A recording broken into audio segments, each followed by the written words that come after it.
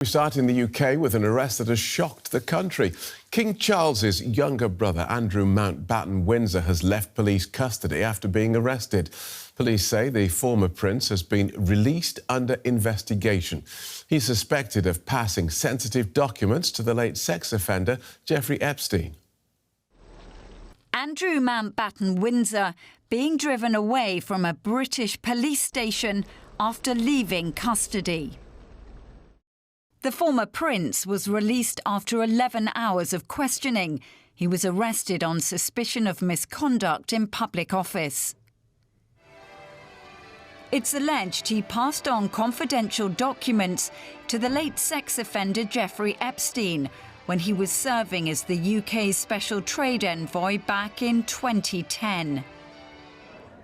Following Mountbatten Windsor's arrest, Buckingham Palace released a statement from his brother, King Charles.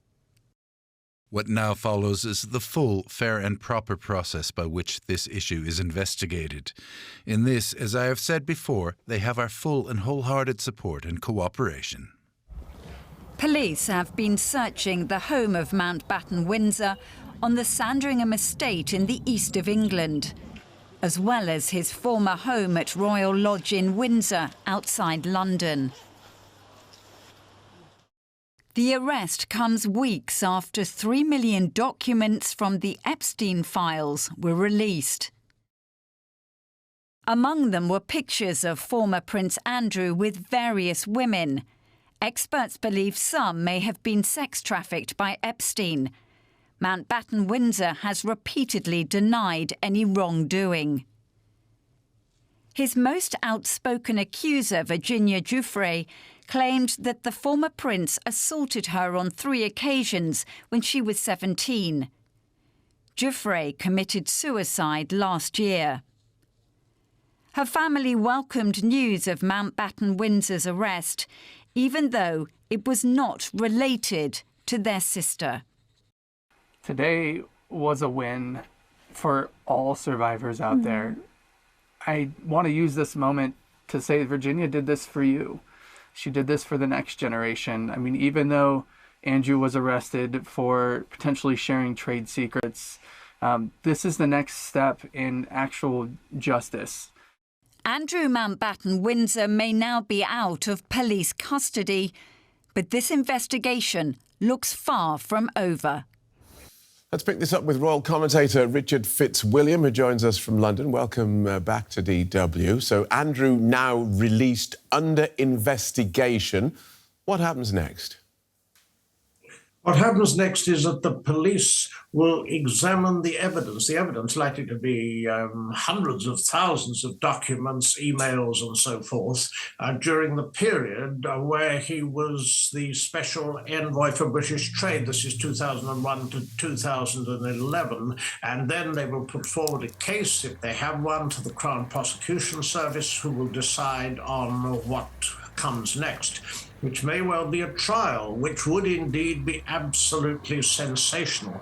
This is a crisis for the monarchy because nobody knows what's coming next. The Epstein files still releasing large numbers of documents, and some, as you've shown with the photographs, extremely damaging. Because I'd emphasize this is regarding his period as British trade. There are other allegations, no doubt, that will be or could be brought against him, linked to his friendship with the deceased paedophile Jeffrey Epstein. And the 9 police forces reportedly are examining, including, for example, trafficking.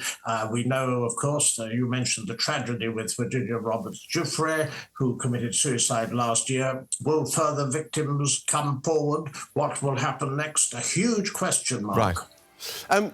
Would we expect Andrew's immediate family to be drawn into this investigation? His former wife, his daughters, indeed his brother, the King?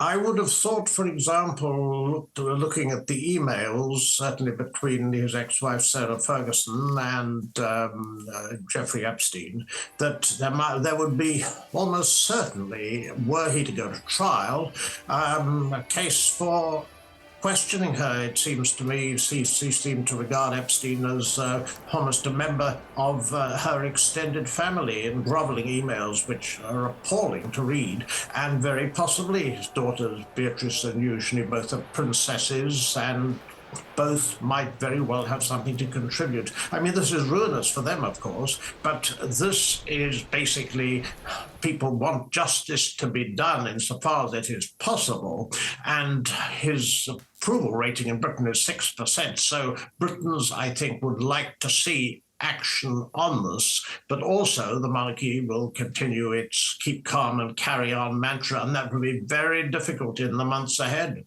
So how much will this arrest and Andrew's alleged bad behaviour, how much will all that, this scandal, tarnish the royal family? People are bound to ask, well, who knew what and when and why the king didn't act earlier? And people will certainly ask that. Regarding why the king didn't act earlier, he has put out statements and said that the law has taken its course. But, of course, a lot of this wasn't available until the Epstein files were released. It will be extremely difficult. It's important to recognize that this is a time of disillusion with, for example, the two major political parties, Labour and Conservative, have approval ratings under 20%. The monarchy's most recent, last week, the YouGov poll, 59%. There is a lot of support for an institution where it's a symbol of national unity. There's an important soft power element to it, and also its charitable work. So that will continue. It's a 1,000-year institution. People talk as though it were likely to come to an end through this. I don't believe that it will, but there's no doubt this is an extremely serious crisis. The abdication in 1936, the Queen's Annus Horribilis in 1992, the tragic deaths and the aftermath of the Princess of Wales in 1997. These are crises, and so it is. Thank you for joining us and talking us through that, royal commentator Richard Fitzwilliams. Thank you.